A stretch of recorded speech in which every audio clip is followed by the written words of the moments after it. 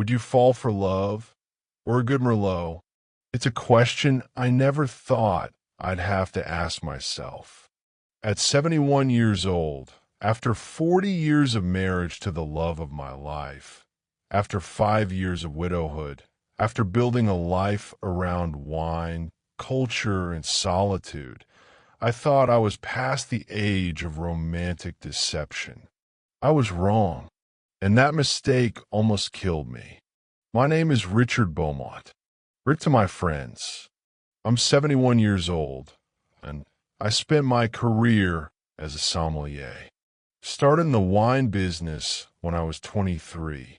Worked my way up from a restaurant server to wine director at some of the finest establishments in the country. Traveled to vineyards across Europe. Built relationships with vintners. Learned to distinguish a Burgundy from a Bordeaux by sight, smell, and taste alone. I know wine the way most people know their own children. Every bottle tells a story. Every vintage has a personality. Every grape reflects the soil, the season, the hands that grew it. And I learned something else about wine over those 40 years. It's the perfect vehicle for poison. The tannins mask the bitterness. The alcohol numbs the taste buds. The ritual of sharing a bottle creates intimacy and trust. And if you choose the right vintage, the right poison, and the right victim, death looks like natural causes. My wife Eleanor died 5 years ago. Cancer. Quick and cruel. We had 42 beautiful years together. 2 children. 3 grandchildren. A life built on love, laughter, and good food. When she passed, I thought my romantic life was over. At 66, newly widowed, with more memories than future, I couldn't imagine ever finding that kind of connection again.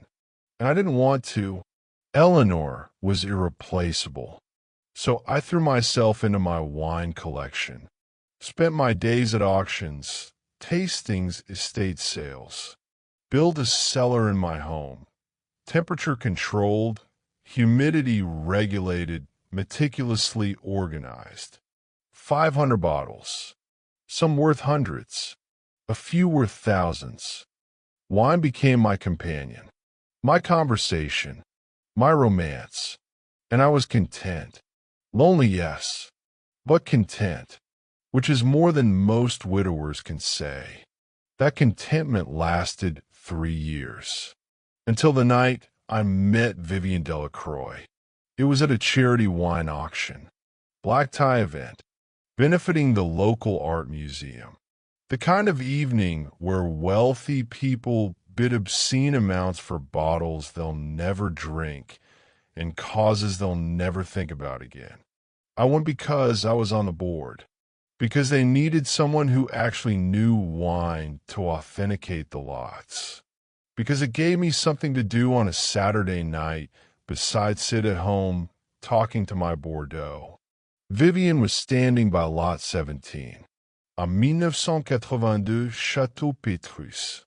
Exceptional vintage. Estimated value, $12,000. She was studying it like a painting. Head tilted, eyes narrowed, a slight smile on her lips.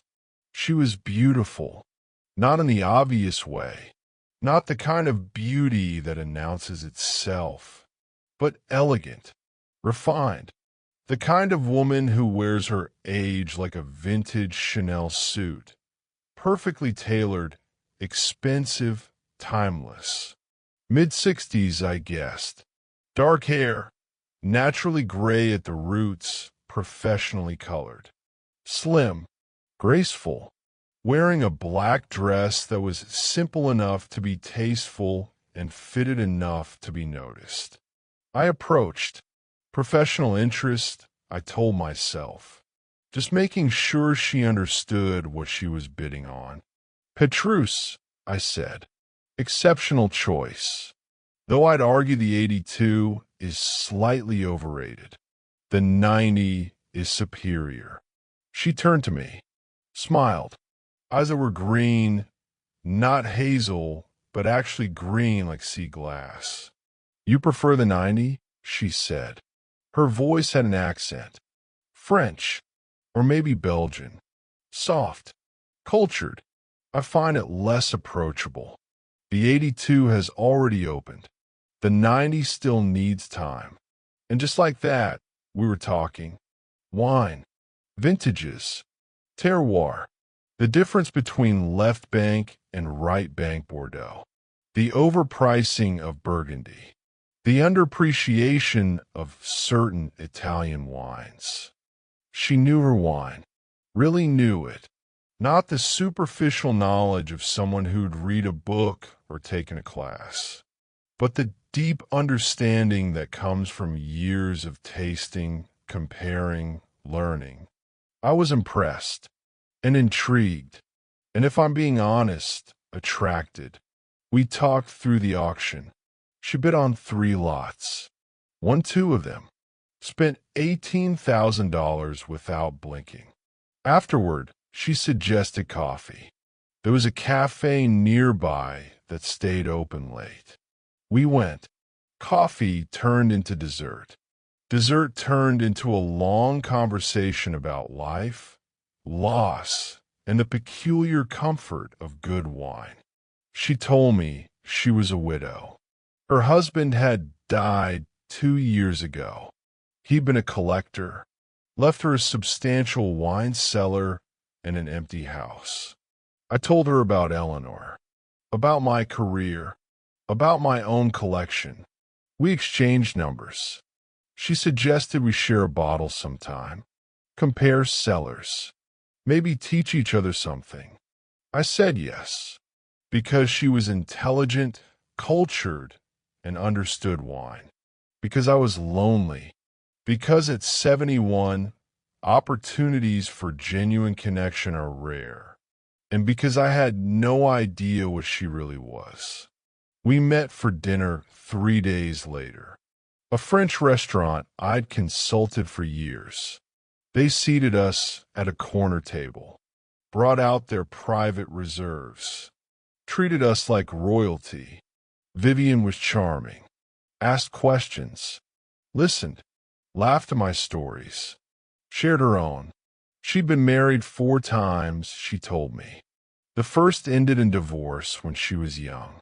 The second husband died in a car accident. The third had a heart attack. The fourth, the wine collector, died of heart failure.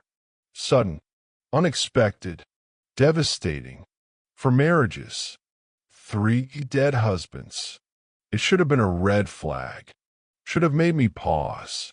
But she told the stories with such genuine sadness, such vulnerability. And I knew grief. I recognized it in her voice. Or thought I did.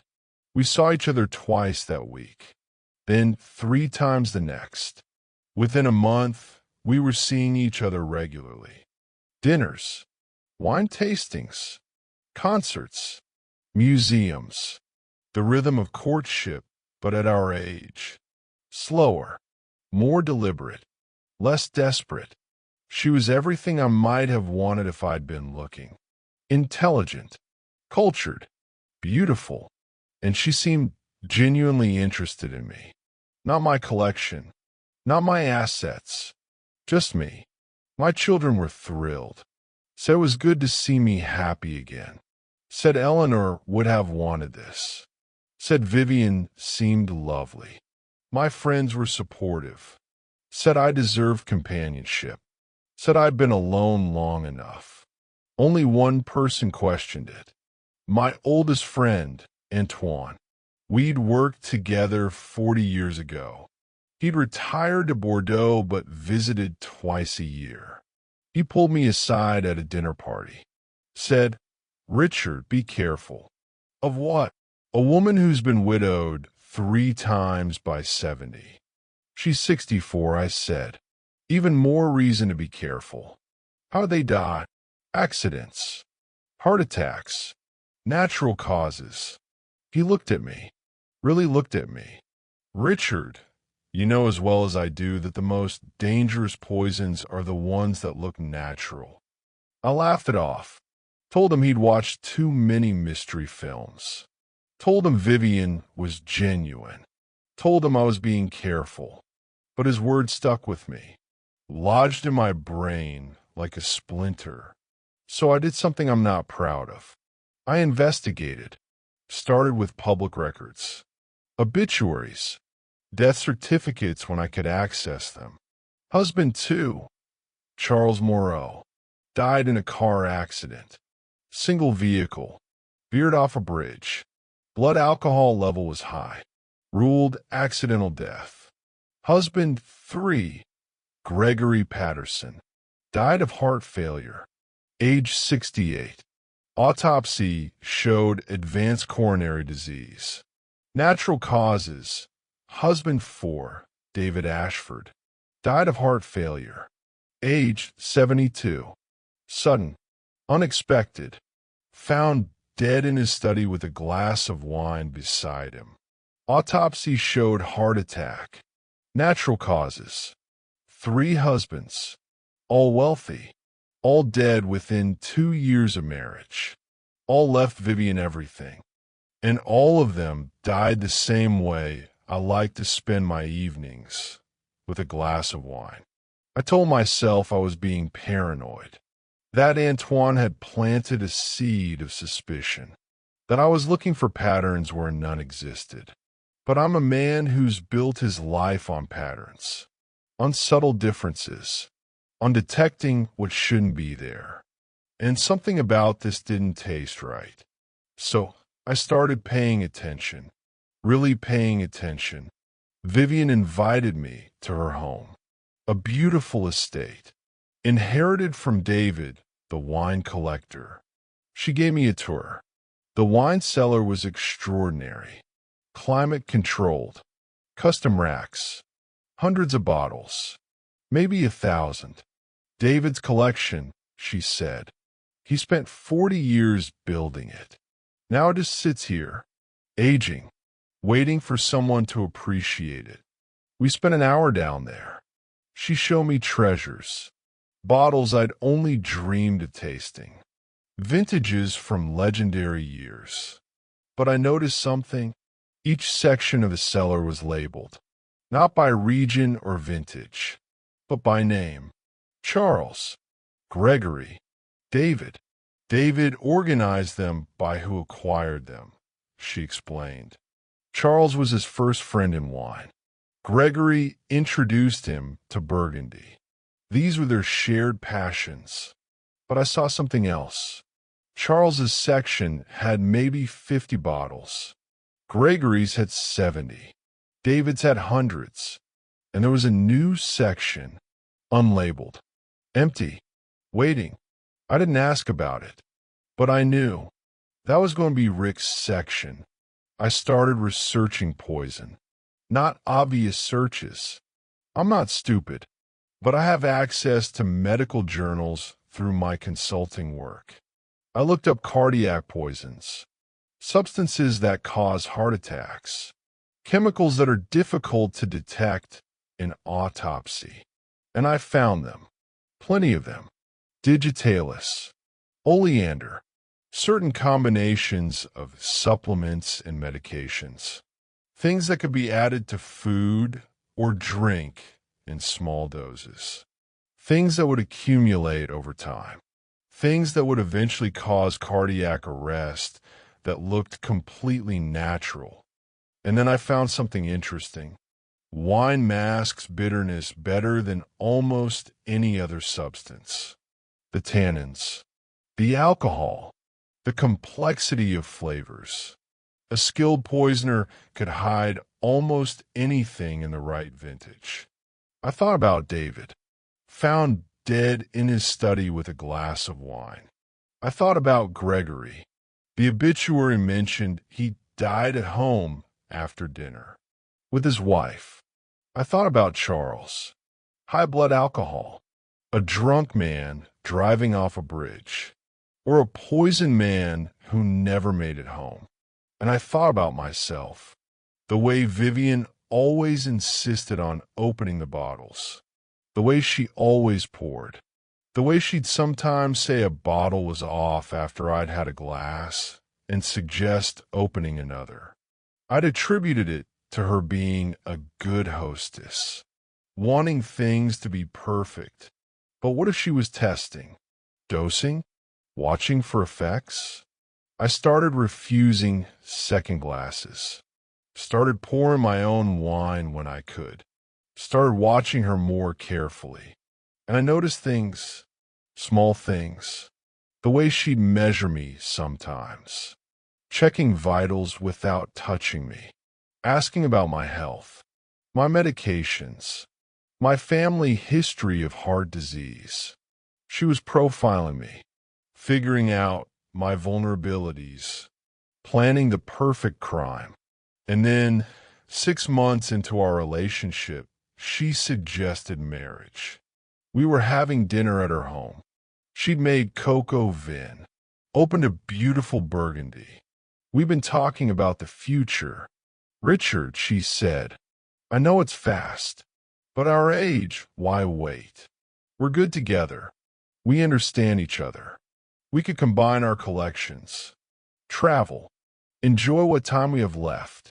She made it sound romantic, practical, sensible. But I heard the real message. Give me legal access to your assets. Put yourself completely in my power. Let me finish what I've started. I said yes. Because I needed her to believe she'd won. Needed her to let her guard down. Needed to catch her in the act. Because here's the thing about poisoners. They're patient, methodical, careful. And they're only vulnerable when they think they've succeeded, when they're so confident that they get sloppy. I needed Vivienne to get sloppy. So I play my part, the besotted widower, grateful for a second chance at love, eager to start a new chapter. We set a date, small ceremony, just family and close friends, quick and simple, and I prepare my defense. First, I went to my doctor. Full cardiac workup, stress test, blood work, everything. Wanted a baseline. Wanted proof that I was healthy.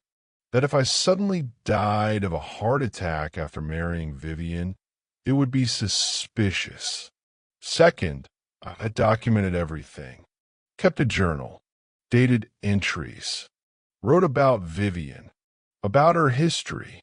About my suspicions, about the pattern I discovered, gave copies to my lawyer, to Antoine, with instructions to go to the police if anything happened to me. Third, I started testing the wine she gave me, not drinking it, taking samples, sending them to a private lab, testing for common poisons, building evidence, and I found them. Traces small amounts, not enough to kill, but enough to weaken, to stress the heart, to make an eventual cardiac event look natural. She'd been poisoning me for months, slowly, carefully, building toward the moment when she'd be my wife, when I'd change my will, when killing me would be profitable. I had proof. I could have gone to the police right then. But I knew how this would play out. She'd deny everything.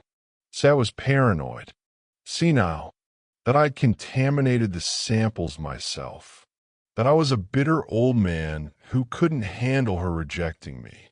And the police would look at 4 previous husbands who died of natural causes and see exactly what she wanted them to see. Coincidence. Bad luck. A woman unlucky in love. No prosecutor would touch it. Too circumstantial. Too easy to defend. No, if I was going to stop Vivienne, I needed to catch her doing something undeniable. Something that couldn't be explained away. I needed her to try to kill me. And I needed to survive it. So I played the part. Got married. Changed my will or she thought I did. I actually created a new document, leaving everything to my children and grandchildren. But I showed her a fake one that left everything to her. I moved some of my wine collection to her house, made a show of combining cellars, of trusting her completely, and I waited for the moment when she'd make her move. It came 2 weeks after the wedding. She suggested we celebrate our marriage properly, open something special, something worthy of the occasion. She went to the cellar, came back with a bottle I'd never seen before. En 1961, Chateau Petrus, one of the greatest vintages of the 20th century, worth $30,000. I've been saving this, she said, for someone special, for a moment like this. She opened it, decanted it, poured 2 glasses, handed me mine, raised hers. To love, she said, to the time we have left, to making every moment count. We clinked glasses. She drank, watched me over the rim of her glass. I raised mine to my lips, inhaled. The wine was perfect, spectacular. The kind of wine that makes you understand why people dedicate their lives to grapes and terroir. But underneath, something else, faint, almost imperceptible, a chemical note that didn't belong, like bitter almonds, like oleander. She put something in my wine, a lot of something. This wasn't a slow dose. This was an execution. I lower my glass. This is extraordinary, I said. Let me get some cheese. This deserves proper accompaniment. I went to the kitchen. She stayed in the living room. And in those 30 seconds, I did something I prepared for. I had a second bottle of 61 Petrus hidden in my coat. Cost me $40,000. Stupid expensive, but worth it for what I was about to do. I switched the glasses, put hers where mine had been, put mine, the poison one, in a plastic bag in my pocket, put hers, the clean one, where hers had been, came back with cheese, sat down, picked up what she thought was my glass, but was actually hers. To love, I said, and I drank. She smiled, drank from what she thought was her glass, but was actually mine, the poison one. We talked, enjoyed the wine. She kept watching me, waiting for symptoms, checking her watch. After 20 minutes, she suggested we sit on the patio. I feel a bit lightheaded, she said. Must be the wine. So powerful. Let me help you, I said. Took her arm, walked her outside. She sat down, looked pale. Richard, I feel strange. I'm not surprised, I said. That's quite a dose of oleander you put in the wine. She looked at me, confused, then understanding, then fear. What did you do? I switched the glasses, I said. You drank the poison wine. I drank the clean one. You're lying. I pulled out my phone, showed her the recording. I'd filmed the entire evening. The bottle, the pour, the switch. I've been documenting everything, Vivienne.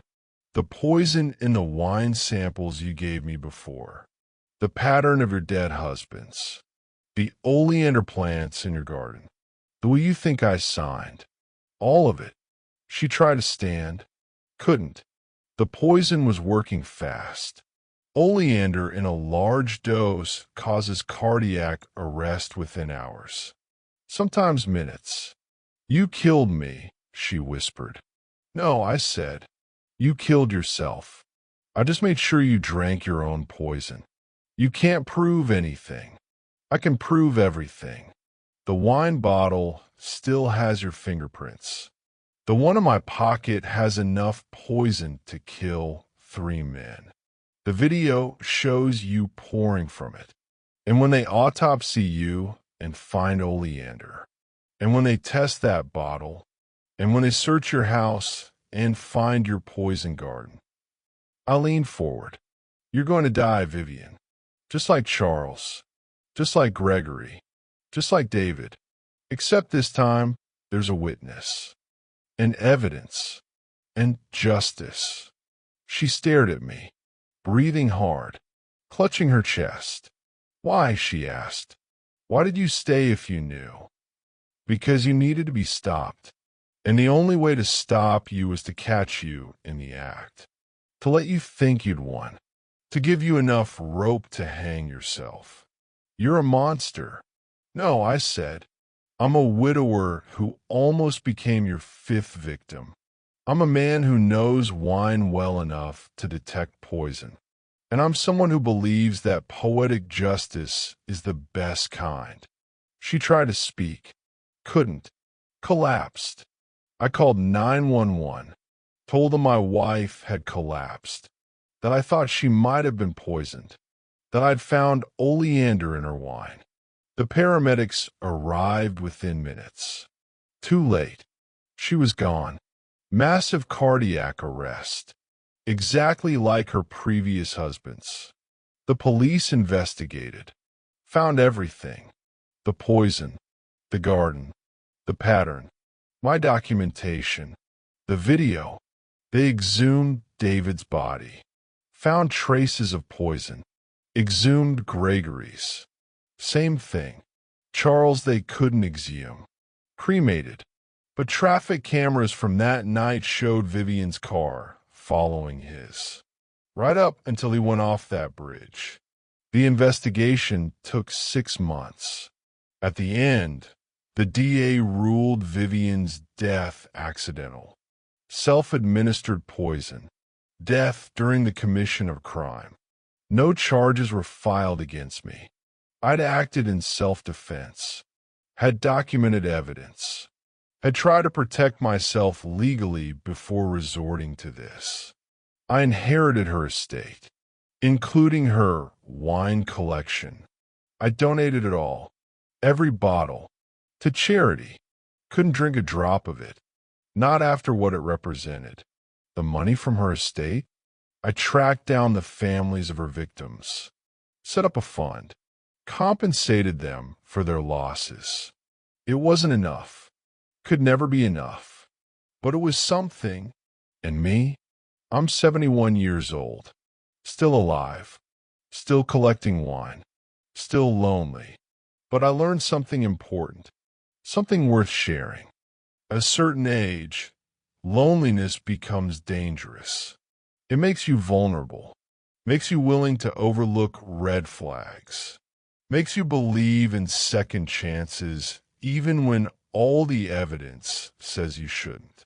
Vivienne was a predator who understood that, who used it, who built a career out of seducing lonely, wealthy widowers and killing them for their assets. Charming, intelligent, and she almost succeeded. The only reason she didn't? I knew wine better than she did. I could detect what she'd added and taste lie underneath the vintage. But how many people could? How many lonely widowers or widows fall for someone charming? Someone cultured? Someone who seems too good to be true?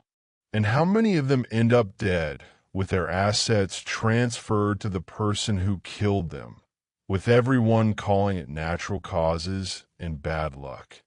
I don't know, but I know Vivienne wasn't unique. She was just good at it. So here's my advice. If you're older and alone and someone sweeps into your life offering romance and companionship, be careful. Do your research. Trust your instincts. And if something tastes wrong, literally or figuratively, don't drink it. Because love at our age should be a beautiful sunset. A fine wine shared with someone who values you. Not a poison chalice handed to you by someone who's counting your assets. Vivienne chose her poison, and in the end, it chose her back. That's justice. Dark, Poetic. Final. Would you fall for love? Or a good Merlot? Neither. Not if either one tastes like poison. Now I want to hear from you. Have you ever been deceived by charm? Have you ever ignored red flags because you were lonely? Or do you know someone who fell for a scam disguised as romance? Share your story in the comments, because this kind of predator exists. And the more we talk about it, the more people we protect. This is Grandpa's Confession, and I'm reminding you that the sweetest poison comes in the most beautiful bottle. Stay vigilant, stay skeptical, and always trust your palate.